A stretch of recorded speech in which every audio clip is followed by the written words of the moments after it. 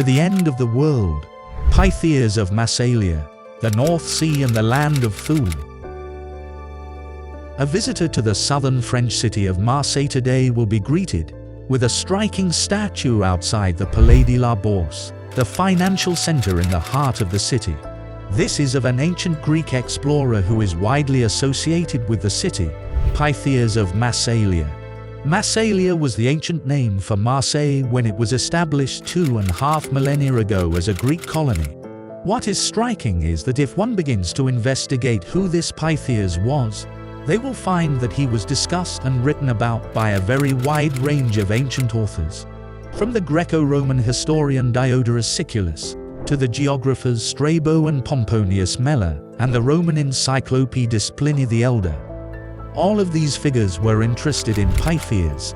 This was because in the late 4th century BCE, Pytheas had allegedly composed an account of a voyage he had led to the North Sea and to the northern edges of the known world.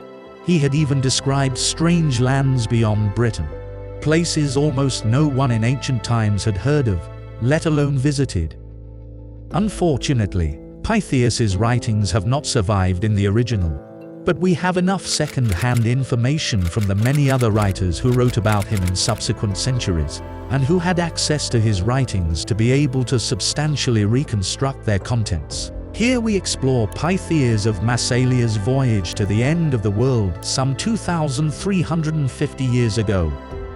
Before delving into Pytheas's work, let's just briefly examine exactly how extensive Greek or Hellenistic geographical knowledge was. There were numerous writers who lived between the 5th and 3rd centuries BCE, notably Herodotus and Eratosthenes, who provided extensive geographical and anthropological accounts of the world, and from whom we get a good idea of exactly what the Greeks did or didn't know about the world. From these, we can ascertain that the Greeks knew an enormous amount about the world of the Eastern Mediterranean, the Black Sea, the Levant, much of North Africa, and parts of the Western Mediterranean around southern Italy and the coast of southern France. Beyond these, their knowledge was less detailed, but they still had a reasonably good idea of what the world was like as far west as the Straits of Gibraltar, which they called the Pillars of Heracles, and as far east as the Indus River around the present-day meeting of India and Pakistan. They also had a loose knowledge of India, which they viewed as being at the end of the world in the east. More importantly, for our present purposes, they had knowledge that the continent of Europe extended northwards from the Mediterranean. But they were a maritime people, and few people had ever spent the months it would take to traverse north by land over the great mountain ranges like the Swiss Alps, Carpathians, and Dinaric Alps that divide the Mediterranean world from northern Europe. Accordingly, while the Greeks had some knowledge of what lay far to the north and particularly into the North Sea, it was far from detailed. This is what would make Pytheas' account so important. Pytheas was probably born around 350 BCE. Almost nothing is known about his life other than the voyage of discovery he led, and even the original name of the text is lost today, although many historians believe from the discussion of it by other ancient writers, that the name of the book was something like Description of the Oceans or On the Ocean. Scholars have established that the voyage must have taken place around 325 BCE when he was still a relatively young man. They set sail from the Mediterranean and headed west beyond the Pillars of Heracles before turning north and hugging the coastline of Western Europe until they reached an island which Pytheas called Myctis. We know that this was a description of Britain, as several other writers note that Pytheas had described Myctis or Ictis as being an island inhabited by the Britons, a Celtic people, and one where tin was in abundance, southwestern England being famous for its tin mines in ancient times. Strabo relates that Pytheas and his companions then sailed extensively around Britain. He describes the island as having 3 corners which are described as Cantian, Belerion and Orcas, and Britain does indeed have a kind of triangular shape to it. In this he was probably the first ancient writer of the Mediterranean societies to have described what we now know as Scotland. Other writers had referenced southern Britain and its tin mines prior to Pytheas, but few had any idea until Pytheas' time what lay beyond these. It is the subsequent sections of Pytheas's work which have held the attention of most scholars and readers ever since. After traversing around Britain, Pytheas and his fellow voyagers continued heading north. Here they were getting into really unknown parts of the world where almost nobody from the Mediterranean world had ever voyaged.